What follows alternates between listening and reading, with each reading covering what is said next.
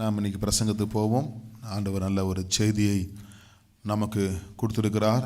என்ன பிரசங்க தலைப்புனா நஷ்டத்தை ஈடு செய்தல்.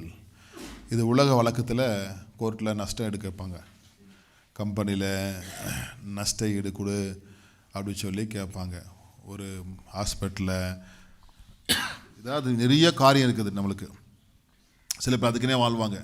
சும்மா போய் அலார்மல் நஷ்ட ஈடு கட்டுவாங்க.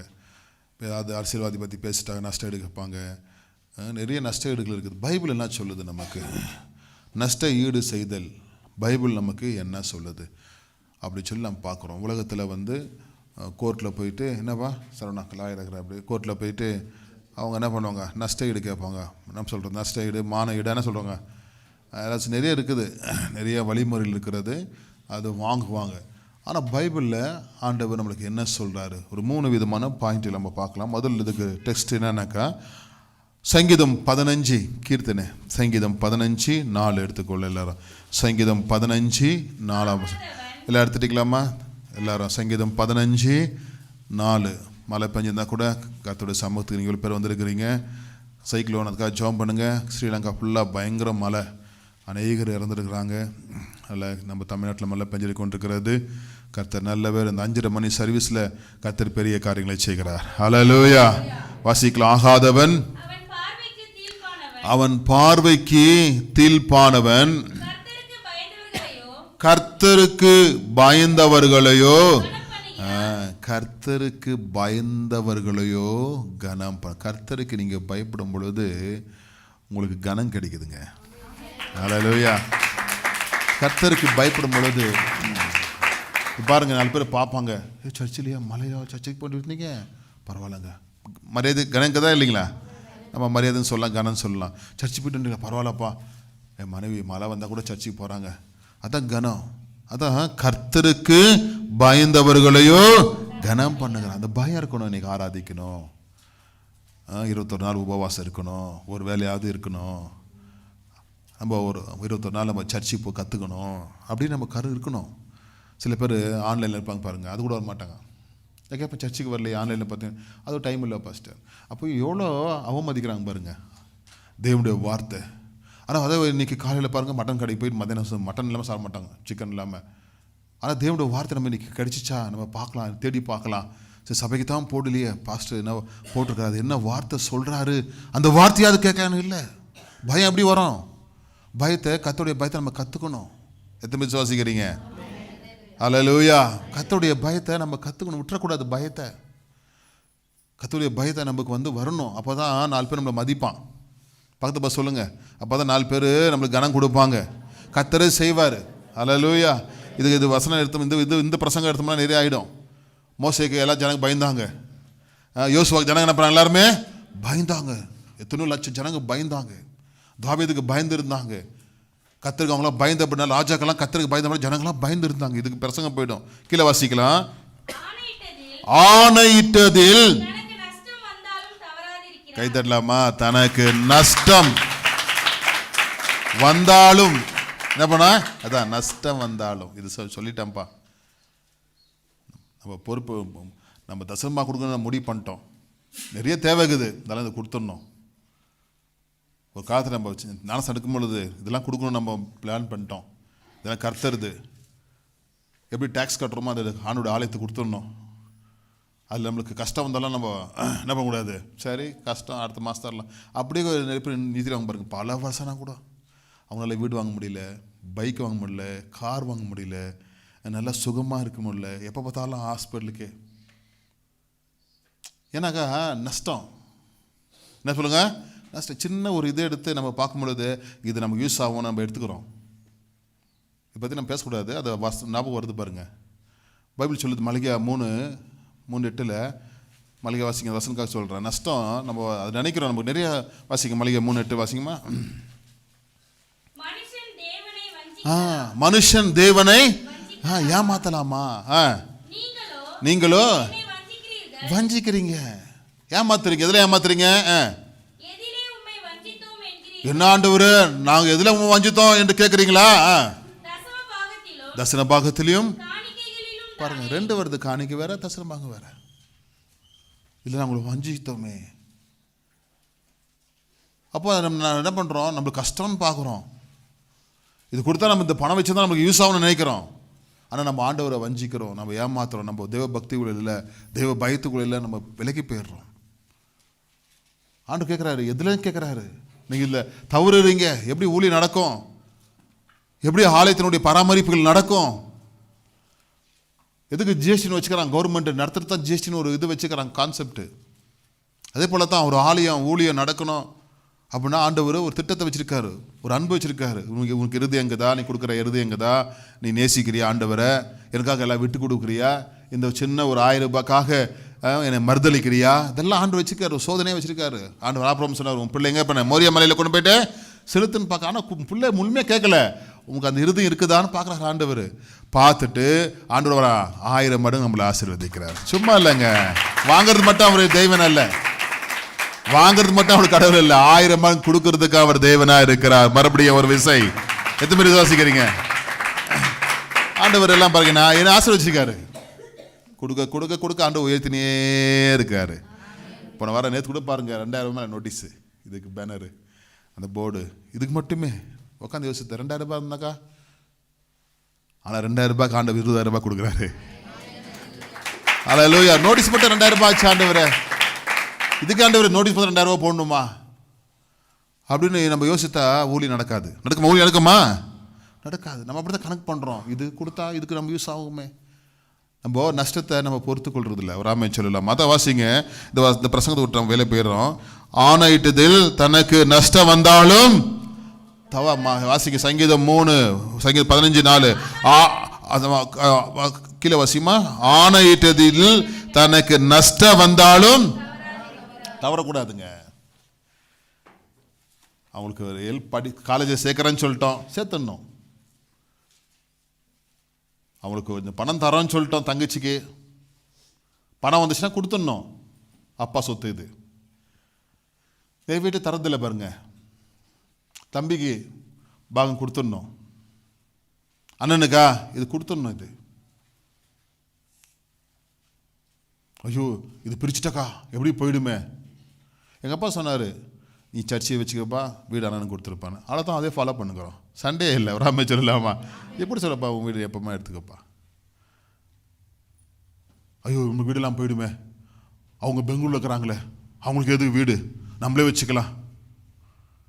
இல்லை, கர்த்தர் நல்லவர்.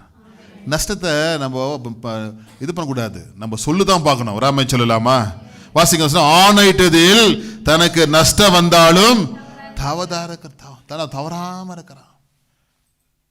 அதான் இப்ப நஷ்டம் என்ன பிரசங்கம், தன்னைக்கு பிரசங்க தலைப்பு நஷ்டத்தை ஈடு செய்தல். நஷ்டத்தை என்ன பண்றதுங்க? ஈடு செய்தல். சொல்லிட்டேன் அவங்களுக்கு தரேன்னு சொல்லிட்டு கொடுத்துடணும். இது கர்த்தருக்குன்னு வச்சாச்சு, இது கர்த்தருக்கு கொடுத்துடணும். இந்த பிள்ளை ஊழியத்துக்குன்னு படிச்சுட்டான், வேலைக்கு போறான், 20,000 ரூபாய் சம்பளம் வாங்குறான், ஊழியத்து போயிட்டாக்கா காசு கிடைக்காத. இன்னைக்கு நிறைய அப்படித்தான் பிள்ளைங்களை ஊழியத்துக்கு கொடுக்கறது இல்லை. அந்த காலத்தில் ஊழியத்துக்கு போடா அப்படின்னு சொல்லுவாங்க. தேவனுடைய பிள்ளைகள் அப்படித்தான். நான் இன்னைக்கு ஊழியத்தில் நிற்கிறேன், எங்கள் அப்பா அம்மா நான் சொல்றது புரியுதுங்களா? நாளைக்கு உன் பிள்ளை நிற்கணும்னு ஆசை யாருக்குமே இல்லை பாருங்க. ஐயோ நஷ்டம், வீட்டுக்கு காசு வேணுமே, வீட்டுக்கு காசு வேணுமே, நஷ்டம் ஆகிடுமே, வீடு கட்ட முடியாது, அப்படிதான் நம்ம யோசிக்கிறோம். ஆண்டவரே நஷ்டம் வந்தாலும் பரவாயில்ல ஆண்டவரே, என் பிள்ளை உமக்கு அன்று நம்ம அர்ப்பணிக்கிறதே இல்லையே. தம்பி படிக்க வைக்கிறேன், ஒருத்தர் கேட்டார், எதுக்கு ஊழியத்துக்கு வரவங்களை படிக்க வைக்கிறேன்னு. ஊழியத்தானே படிக்க வைக்கிறீங்க, அப்போ எதுக்கு காசு காலேஜ் படிக்க வைக்கிறீங்கன்னு. காலேஜ் என்று உலக வழக்கம். ஆமென். ஒரு படிப்பு, ஒரு டிகிரி ஒரு மனுஷனுக்கு வேணும். அங்கே போனால் வாத்தியார்கிட்ட திட்டு வாங்கி எக்ஸாம் எழுதி 4 பேர்கிட்ட கற்று பழகி அங்கே ஊழியம் செஞ்சு அங்கே சுவிசேஷத்தை கற்றுக்கிட்டு அதெல்லாம் ஒரு மோல்டு ஆகுறாங்க.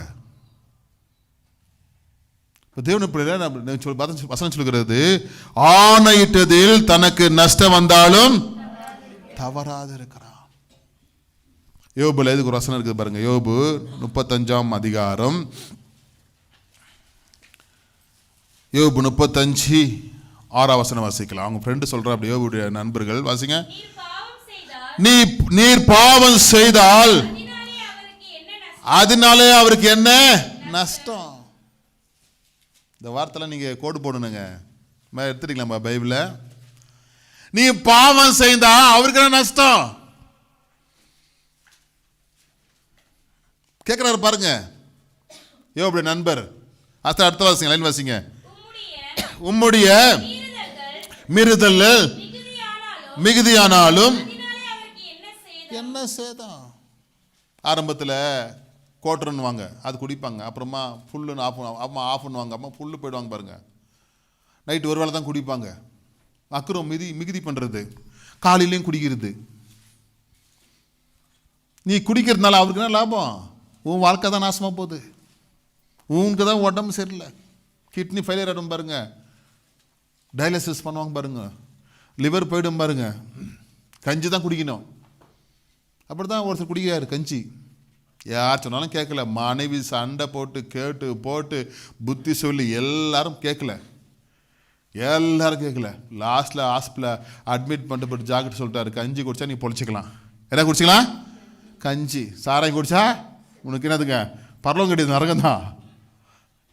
கஞ்சியே குடிச்சிக்காரு 3 வேளை. கஞ்சி குடுமா, கஞ்சி குடுமா, கஞ்சி குடுமான்னு. அக்கிரமம் மிகுதியானக்கா அவருக்கு ஒன்றும் லாபம் இல்லைங்க. அக்கிரமம் செய்யணும் தான் நஷ்டம். நான் சொல்றது புரியுதுங்களா?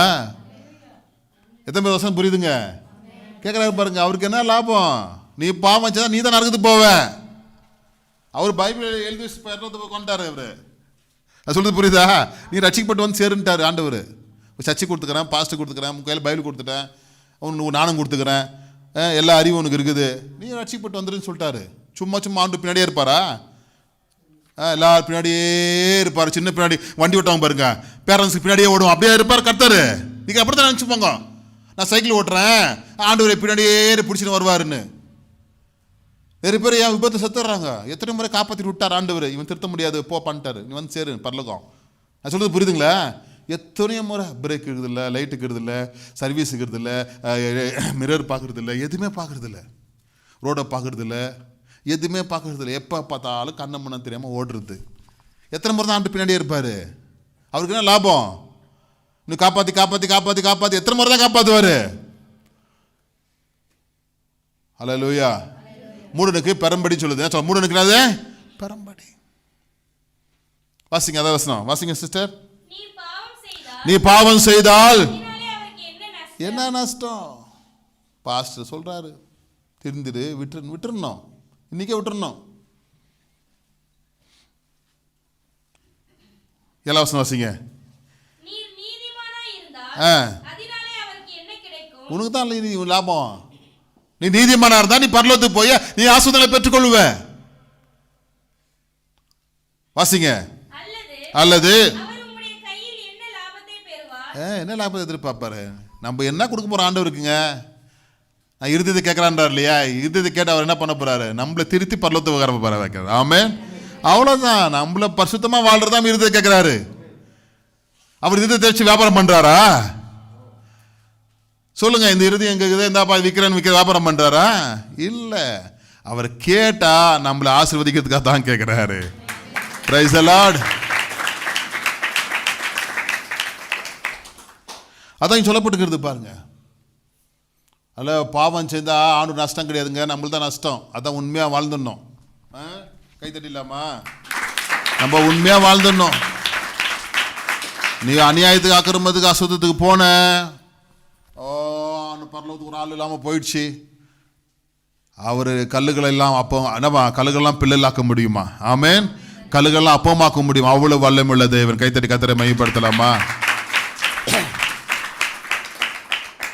1 கொரிந்தியர் 6ஆம் அதிகாரம் 7ஆம் வசனத்தை வாசிக்கும் பொழுது அங்கே பார்க்குறோம், நஷ்டத்தை குறித்து நாம் பிரசங்கம் பண்ணி கொண்டிருக்கிறோம்.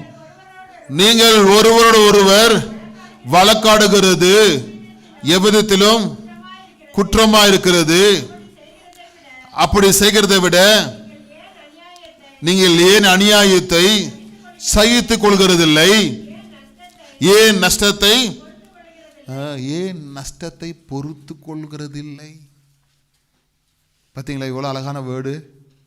நீங்கள் ஏன் நஷ்டத்தை பொறுத்து கொள்வது இல்லை? கீழே வாசிங்க 8ஆம் வசனம்.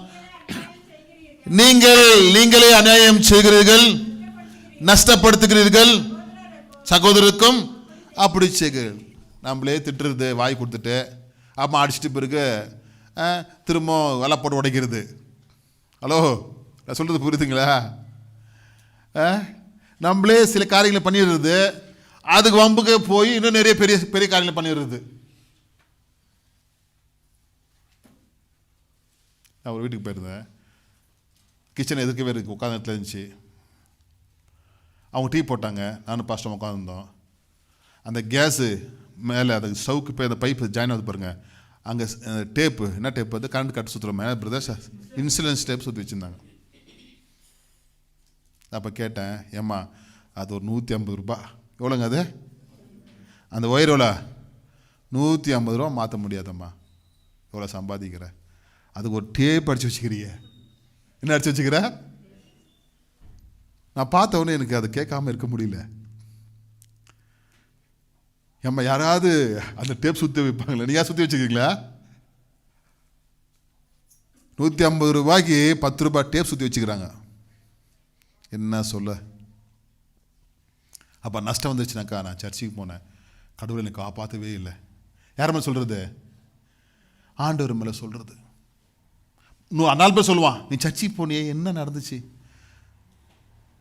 நம்ம பண்ணுற குற்றம் கொஞ்சம் நஞ்சம் இல்லைங்க. கேஸ்காரன் வந்து பார்த்தா திட்டிருப்பான், கேஸ்காரன் சரியில்லைன்றது. அப்புறமா பாருங்க, அது லீக் ஆகுதுன்னு டேப்பு சுற்றி வச்சுக்கிறதா எவ்வளோ பெரிய தவறு. அது தவறா இல்லைங்களா? சொல்லுங்களாம்மா. நீங்கள் யாராவது பண்ணியிருந்தாக்கா ஒரு வேலை இது ஆர்டர் பேசுகிறதா கூட இருக்கலாம். தேவனுடைய பிள்ளைகளுக்கு கேஸ் சர்வீஸ் சென்டர் நிறையா இருக்குது. பாகுல எத்தனை இருக்குது? 2 இருக்குது. ஒசூரில் 10-20 இருக்குதுங்க. சர்க்கிளில் 2 இருக்குது, இங்கே 4 இருக்குது நம்ம ஊர்லேயே. எவ்வளோ சின்ன வேலை பாருங்க. நம்ம நஷ்டத்தை ஏற்படுத்திடுறது, நம்ம பண்ணுற அநியாயத்துக்கு நஷ்டம் வந்துடுது, அப்போ பொறுத்துக்கிறது இல்லை. நான் சொல்கிறது புரிஞ்சா உங்களுக்கு? வசன வாசிங்க புரியும் பாருங்க. நீங்களே 8ஆம் வசனம், நீங்களே நம்மளே பண்ணுறோம். அவன் பண்ணுற அநியாயம் கொஞ்சம் நஞ்சம் இல்லை. கவர்மெண்ட் எல்லாம் மீறி எடுக்கிறது. 3 பேர் 4 பேர் ஏற்றின்னு போகிறது, ஸ்கிட்டாகி விழுந்துடுறது, அப்போ இன்சூரன்ஸ் கிளைம் பண்ணுறது. 2 பேர் தான் போகணுன்னு. நீங்களே அநியாயம் செய்கிறீர்கள். இல்லை 8ஆம் வசனம், நீங்களே அநியாயம் செய்கிறீர்கள், நஷ்டப்படுத்துகிறீர்கள். நஷ்டப்படுத்துறோம் நம்மளே, ஆனால் பொறுத்துக்க மாட்டேங்கிறோம். நம்ம பண்ற நஷ்டத்தை நம்மளே பொறுத்துக்க மாட்டேங்கிறோம்.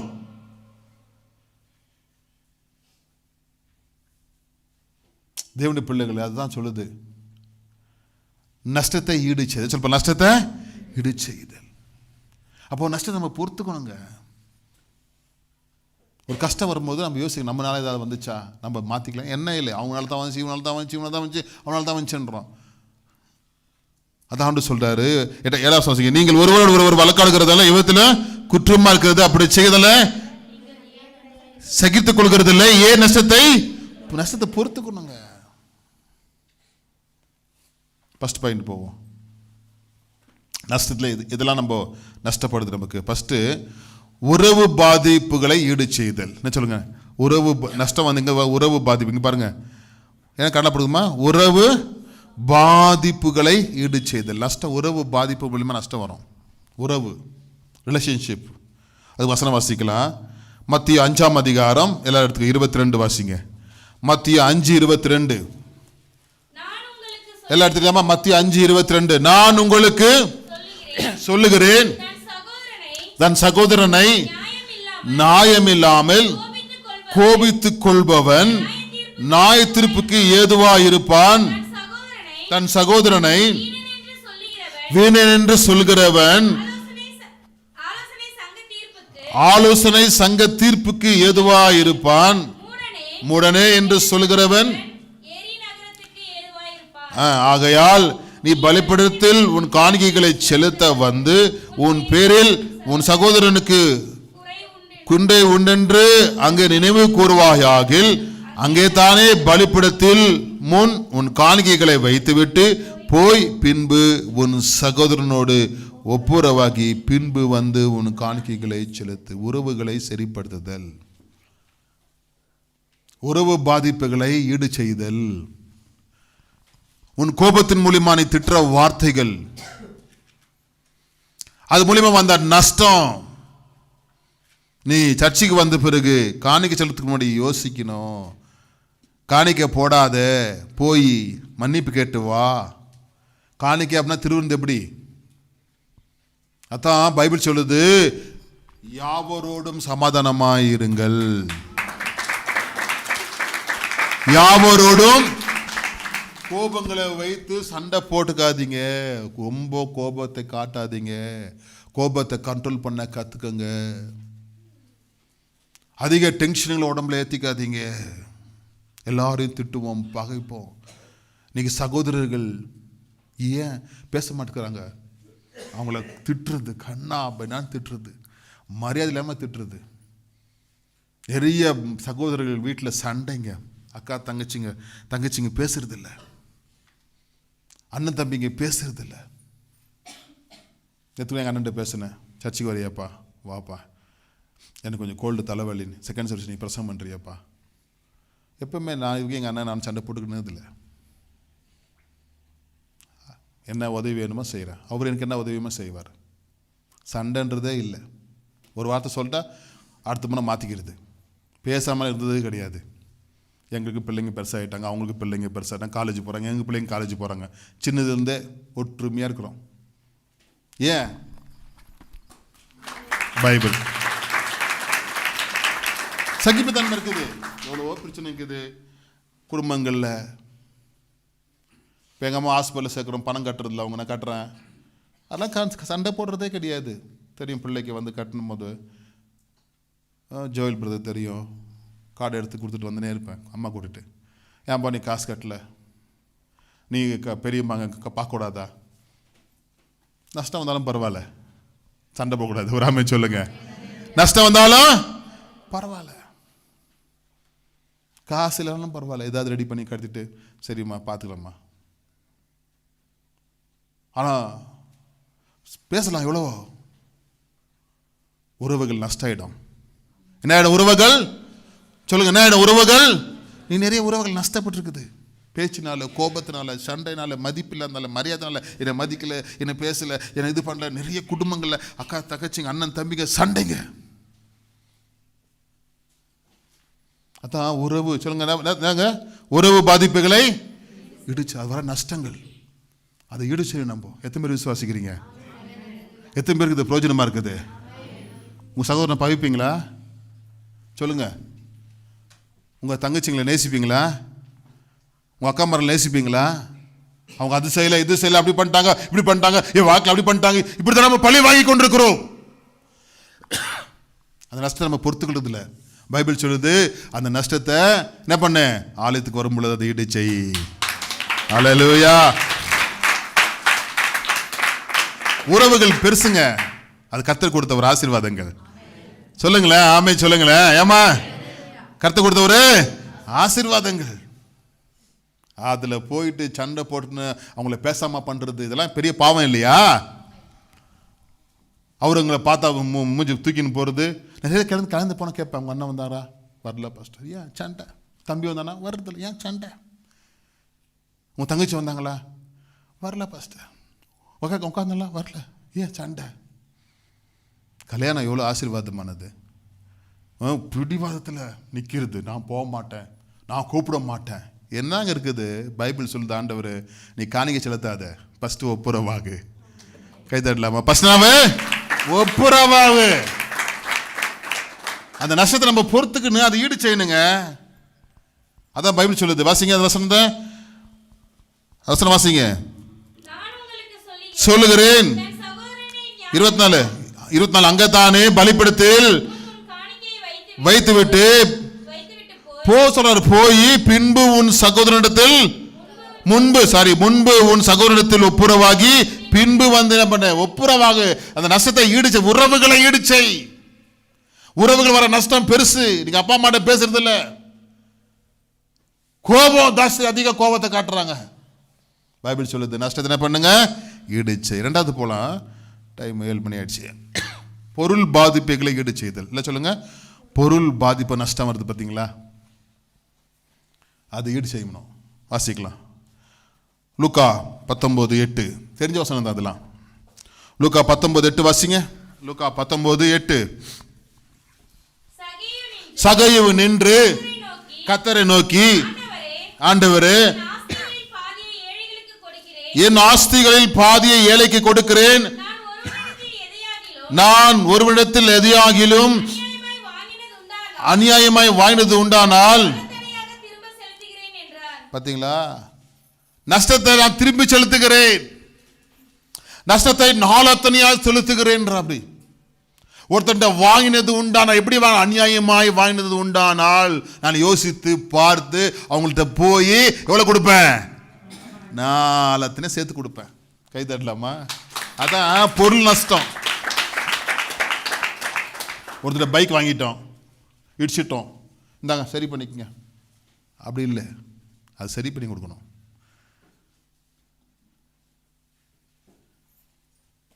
ஒரு பொருள் ஒருத்தர் வாங்கிட்டாக்கா அது போய் கொடுத்துடணும். அவங்கள்ட்ட கொடுக்க முடியும் இல்லையா? எத்தனை எப்படி எப்படி பண்ணுமா, நாளத்தனையா செலுத்தணுமா?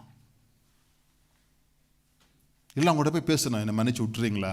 சரிங்க விட்டுறாங்க, உங்களால் முடியாது, அது ஓகே. அவங்க பார்க்கும் போதெல்லாம் ஒளிஞ்சு போகிறது, மறைஞ்சு போகிறது, இவங்க கேட்டுருவாங்களேன்னு. பொருள் பாதிப்புகளை ஒருத்தர் பணம் வாங்கிட்டாக்கா கொடுத்துடணும். வட்டி கட்ட முடியலையா, என்னை மன்னிச்சிருங்க, வட்டி கட்ட முடியல, அசலாக தரேன். லோன் எடுத்துட்டா கட்டிடணும். சுவிட்ச் ஆஃப் பண்ணிட்டு அட்ரஸை மாற்றி பேங்க் அக்கௌண்ட் க்ளோஸ் பண்ணக்கூடாது. ஒரு நாள் மாட்டிக்குவோம்.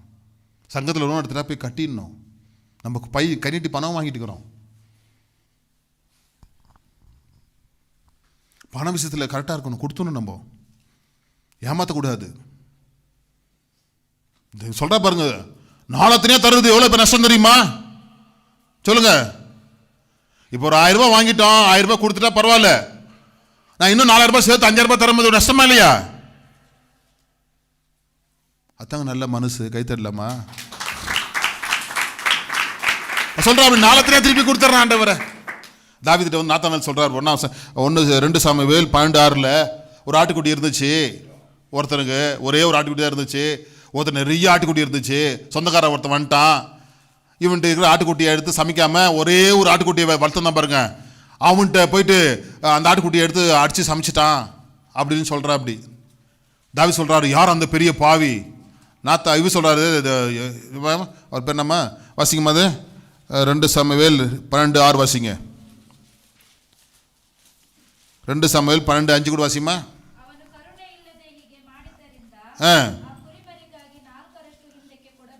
ஃபர்ஸ்ட் வசனம் வாசிங்க.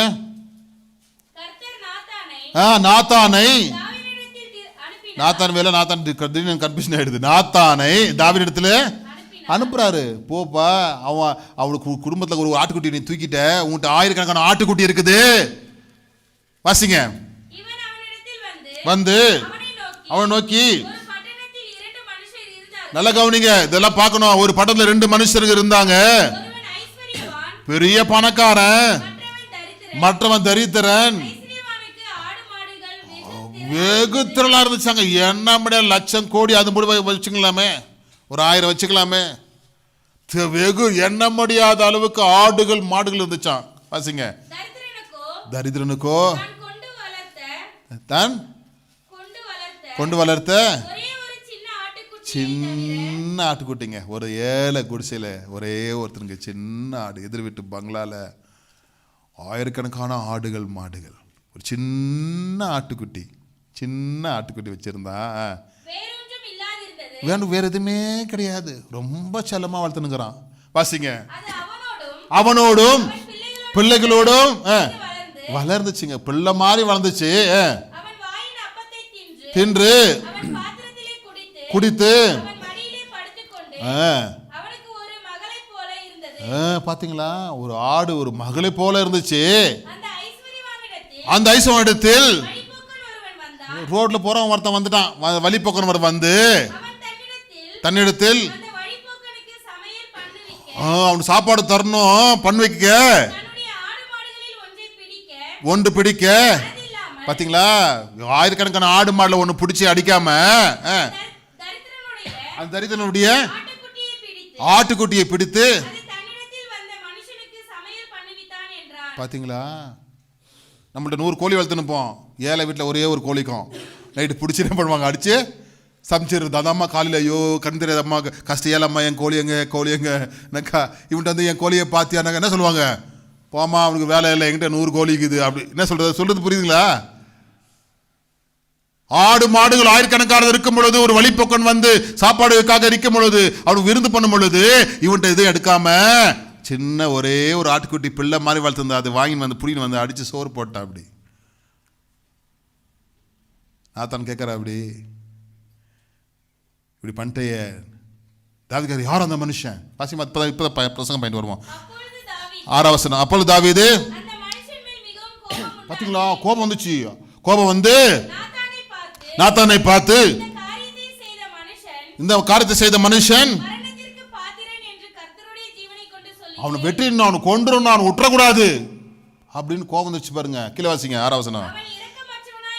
அவன் இரக்கமற்றமா இருந்து இந்த காரியத்தை செய்தபடியால் ஆட்டுக்குட்டிக்காக நஷ்டம் எவ்வளவா? ஒரு ஆட்டுக்குட்டி எவ்வளவு நஷ்டம் கட்டணுமா? 4 ஆட்டுக்குட்டி தரணும். அதான் இங்க சொல்றாரு சகையோ, 4 தான் திருப்பி கொடுத்துட்றான். கை தட்டலாமா? 4 தான் திருப்பி கொடுத்துட்றான். ஒரு ஆட்டுக்குட்டி ஆட்டம் வாங்கியிருந்தாக்கா எப்படி தரேன் இப்போ நானு? 4 ஆட்டுக்குட்டியா? நான் தான் கேட்குறேன். அப்படி அந்த மனுஷன் நீதான். அப்படியா? ஆமா. தேவனுடைய பிள்ளைகள் 4 நஷ்டத்தை ஈடுபடுறது. இந்த வாரம் சர்ச்சுக்கு வரலன்னா அடுத்த வாரம் 2 சர்வீஸ் அட்டன் பண்ணோம். இந்த வாரம் சர்ச்சுக்கு வரலன்னா அடுத்த வாரம் என்ன பண்ணோம்? தூக்கம் வருதுங்களா? கஷ்டமாங்க அந்த 2 சர்வீஸ் வர்றதுக்கு. ஆண்டவரே நான் போன வாரம் சர்ச்சுக்கு போகல, இந்த வாரம் சண்டே லீவு, 2 சர்வீஸ் அட்டன் பண்ணிடுறேன். யாராவது அப்படி செய்வீங்களா? செய்யணுங்க. அதான் நஷ்டத்தை ஈடு செய்தல். கை தட்டலாமா? நம்மளாம் நம்ம செய்ய மாட்டேங்கிறோம். போகலாம் அடுத்த வாரம். என்ன பிரசங்க தலைப்பு? இப்போ என்ன டைம் என்னங்குது? நஷ்டத்தை ஈடுச்சது. ஃபர்ஸ்ட் பாயிண்ட் உறவு பாதிப்பு வர நஷ்டத்தை ஈடுச்சது. அடுத்ததுங்க பொருள் பாதிப்பு வர நஷ்டத்தை ஈடுச்செய்தல். 3வது நித்திய முதலீடுக்காக ஈடு செய்தல். கடைசி எடுத்து ஜோம் பண்ணலாம், ஒரு 5 நிமிஷத்தில் முடிச்சிடலாம். நித்திய முதலீடுக்காக ஈடு செய்தல். வாசிக்கலாம், ரொம்ப நல்ல வசனம். மார்க் 8:36 எல்லாம் எடுத்துக்கொள்ளுங்க. மார்க் 8:36 ஜோம் பண்ணலாம், சீக்கிரம் அடுங்க. மார்க் 8:36 இயேசு சொல்றாரு, மார்க், மனுஷன் உலகம் முழுவதையும் ஆதாயப்படுத்தி கொண்டாலும் தன் ஜீவனை நஷ்டப்படுத்தினால் அவனுக்கு லாபம் என்ன? உன் ஜீவனை நஷ்டப்படுத்தினா நீ இயேசு இல்லாம வாழ்ந்தாக்கா உனக்கு என்ன லாபம்? நரகம் தானே. அதான் நித்திய முதலீடுக்காக நம்ம முதலீடு செய்யணும். ஐயோ பரலோகத்துக்கு போகணுமே என்ற ஒரு ஆசை நமக்குள்ள வரணும். இந்த ஜீவன் பரிசுத்தமாய் வாழணும் என்று அர்ப்பணிக்கிற ஒரு எண்ணம் நம்மளுக்கு உருவாகணும். தேவ பக்தியா வாழ கற்றுக்கொள்ள வேண்டும். மனைவிக்கு சொல்றா, இது குடிக்காதன்னா விட்டுறணும். இப்படி சந்தேகமா இருக்குதுங்க உங்க மேல, அப்ப விட்டுறணும். பிள்ளைங்க சொல்லுவாங்க, ஏ நீ கேம் ஆடுறது தப்புடா, இப்படி படிப்பு நாசமாவதுனா விட்டுறணும். வேகமா போறது தப்புடா, வண்டியில விட்டுறணும்.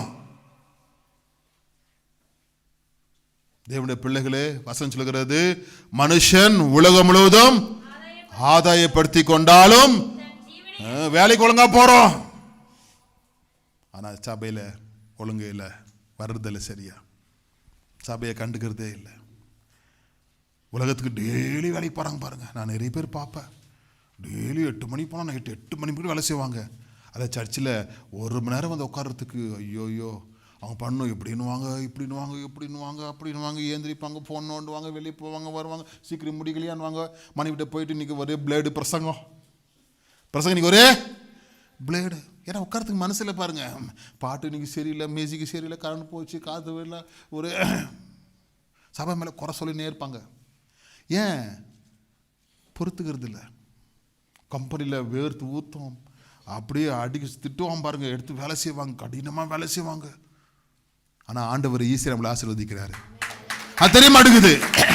ஆண்டவர் நம்மளை ரொம்ப ஈஸியா ஆசீர்வதிக்கிறார். ஜெபம் பண்ண ஆசீர்வாதம் வருது, பைபிளை தூக்குனா நம்மளுக்கு கடைபிடிச்சா நம்மளுக்கு ஆசீர்வாதம் வருது. இதெல்லாம் நம்ம விட்டுறோம். பெண்டு எடுத்து அடிச்சு அடி வாங்கி வேலை செய்வாங்க பாருங்க, இடுப்பு ஒடிகிற மாதிரி வேலை செய்வாங்க. கார்மெண்ட்ஸ் எல்லாம் போறாங்க பாருங்க, லேடிஸுங்க எப்படி வேலை செய்றாங்கம்மா, பயங்கரமாக வேலை செய்வாங்க பாருங்க. Standing work.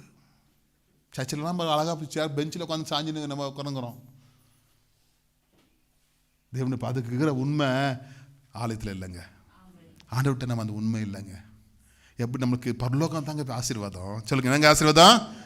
பரலோகம் தாங்க ஆசீர்வாதம். அதே போயிடுச்சு நமக்கு வாழ்க்கை தான் என்ன இருக்குது? பரலோகத்தை நம்ம விட்டுனாக்கா நம்மள மாதிரி முட்டாள் யார் உலகத்தில் பாருங்க. நரகம் தேவை நமக்கு.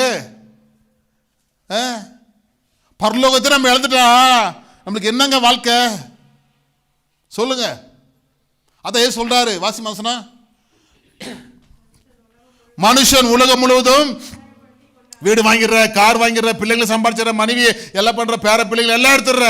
ஆனா ஆத்மா விட்டுட்டியே, ஜெபத்தை விட்டுட்டியே, பரிசுத்தத்தை விட்டுட்டியே, நஷ்டம் ஆயிடுச்சு. அதான் பவுல் சொல்றாரு பிலிப்பியர் 3:7 வாசிங்க, ஜெபிக்கலாம், சீக்கிரம் வாசிங்க. பிலிப்பியர் 3:7, இன்னும் 2 வருஷம் வாசி ஜெபிக்கலாம். பிலிப்பியர் 3:7 ஆகிலும், சீக்கிரங்க, பிலிப்பியர் 3:7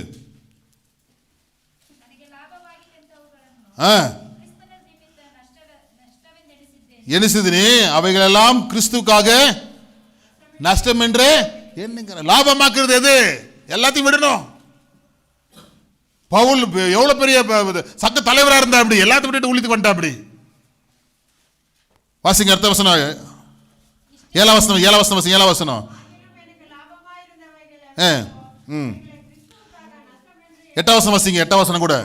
அது மாத்திரமல்ல, கர்த்தராகிய கிறிஸ்து இயேசுவை அறிகிற அறிவின் மேன்மைக்காக எல்லாவற்றையும் கைதரலாமா? கிறிஸ்துவுக்காக எல்லாம் இந்த உலகம் நஷ்டம் என்ற எல்லா பதவி, பேரு, புகழ் எல்லாம் சொல்ற எல்லாம் நஷ்டங்க அதெல்லாம். ஏன்னா ஜீவனுக்கு லாபம் அதெல்லாம் ஒண்ணுமே கிடையாதுங்க. 11 வாசிங்க, அதுல 11 அவர் 11 அவருக்காக எல்லாவற்றையும் நஷ்டம் என்று விட்டேன். குப்பையா என்னங்க இந்த உலகம் உனக்கு குப்பையா மாறணும். ஏன்னா நித்திய ஜீவன் பெருசுங்க. கை தரலாமா? நித்திய ஜீவன் பெருசுங்க, பரலோகம் பெருசுங்க. இந்த உலகம் உனக்கு பெருசா நினைக்கூடாது. நீ உலகத்தை குப்பையா நினைக்கணும். என்ன உலகத்தை குப்பையா நினைக்கணும். ஐயோ இன்னைக்கு சர்ச்சுக்கு போகக்கூடாது, வேலைக்கு போயிடணும். குப்பை தொட்டில் போயிட்டு நீ வேலை செய்யற, தேவனுடைய ஆலயத்தில் வேலை செய். கைத்தட்ட மாட்டேங்கிறோமே, தேவனுடைய ஆலயத்தில் வந்து வேலை செய். கர்த்தர் நல்லவர். ஹல்லேலூயா.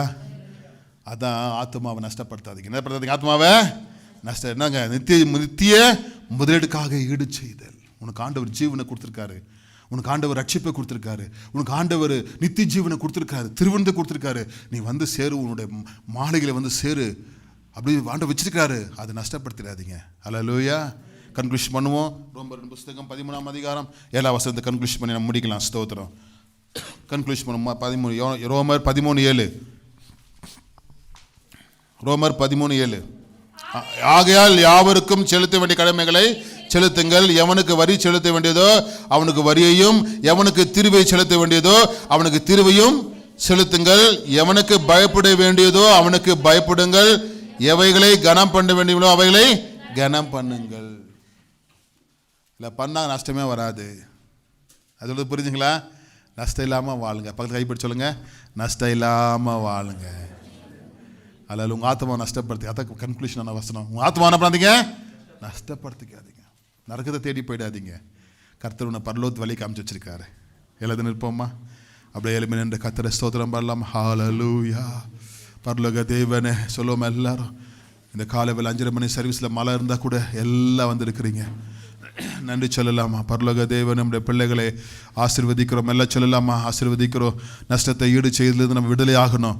தேவனுடைய பிள்ளைகளே சொல்லுங்கள், உறவுகளை ஃபஸ்ட்டு ஈடுபடுத்துங்க.